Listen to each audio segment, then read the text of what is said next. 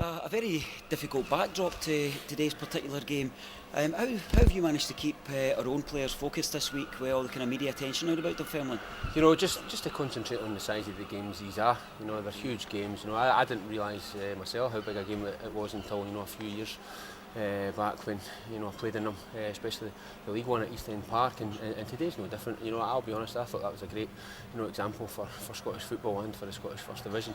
Two teams totally committed, going for it right to the last kick of the ball. I think you maybe touch on something outside of Fife. It's the derby fixtures, maybe not given the level of respect it's due, but you can see from the numbers that historically turn up to these games how big they are. But a 3,500 crowd today, wee bit low in numbers. Yeah, possibly, because on the pitch it felt, or it sounded like a lot more than that.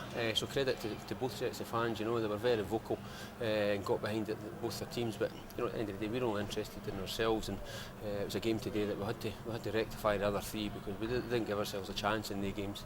We possibly let ourselves down. So today was getting back to basics, and treating it like a typical derby and giving the fans something to go away with. And bouncing back from the game against Livingston, you've picked an attacking formation today.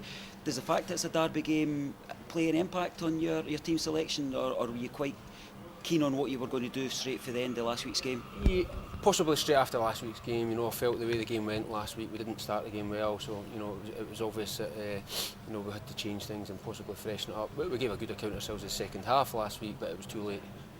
So today was a total different game. Took that into consideration, and we picked a team and a formation that we felt that was going to suit us in this type of game. And we get ourselves in a great position, getting ahead. How did you see the game itself, and for you, what were the key talking points? I sat in there and I said that to Laurie. Out on the pitch, it seemed like a very enjoyable game. Both teams, as I say, there was chances at both ends, early in the game, late in the game. And as I said, it was a typical out and out derby. Two teams very committed. There wasn't a lot of football played in it. You got to take the state of the pitch into consideration. There's nothing we can do at this time of the season.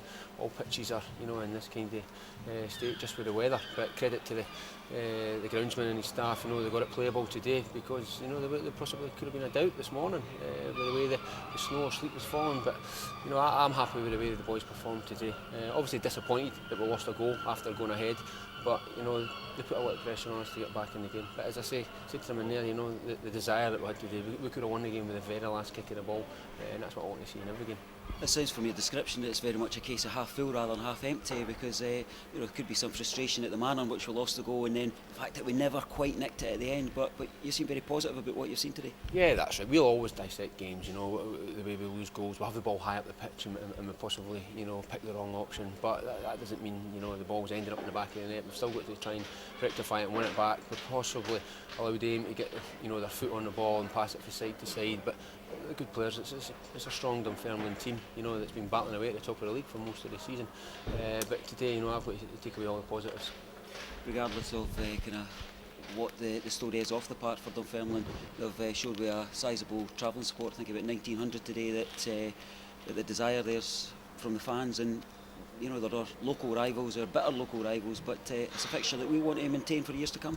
Yeah, that's right. And for players, these games are great to play, and they're the ones that you look forward to. And when you see the fixtures at the start of the season, and the fans did, they got behind their team, Dunfermline. It's a difficult situation for them, and you do feel for their players. But there's one thing for sure, both sets of players, but especially Dunfermline players, they were very committed today with the ongoing things that are happening at their club.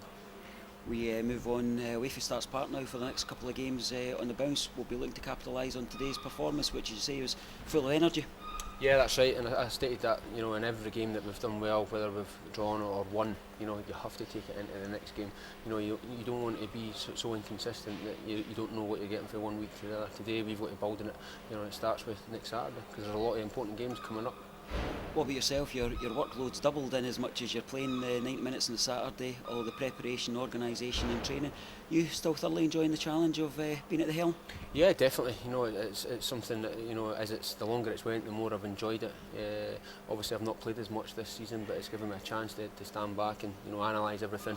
And we have got a squad, so I've used it recently, and that's obviously why I've involved myself in the last few games. Different type of pressure to deal with when things aren't going quite so well, but you're a strong character. Yeah, definitely. You know, I've been a strong character since I, started playing, and you need it in football. You need to go out there and be able to stand up for yourself. And I'm no different in this side of the job in management. I want to succeed. That nothing changes. Good luck for the next couple of games, and I'm sure the Rovers fans who were here today will be happy with the attitude and performance of the team. Yeah, definitely. Obviously, as I say, we've let ourselves down in the other 3 derbies, and you're not just letting yourselves down. The fans are there. You've got to think about the fans. At the end of the day, we're at home today, so we're very grateful to them, and hopefully they go away happier. Thanks, Grant.